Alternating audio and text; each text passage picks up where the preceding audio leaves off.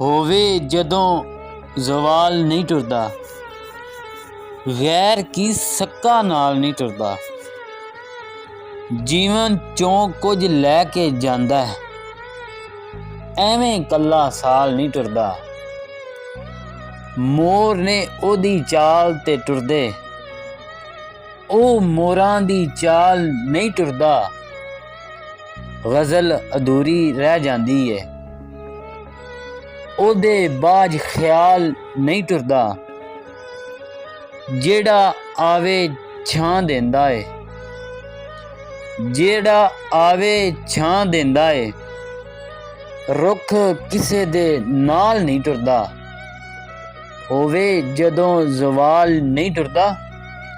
ਗੈਰ ਕੀ ਸੱਕਾ ਨਾਲ ਨਹੀਂ ਟੁਰਦਾ।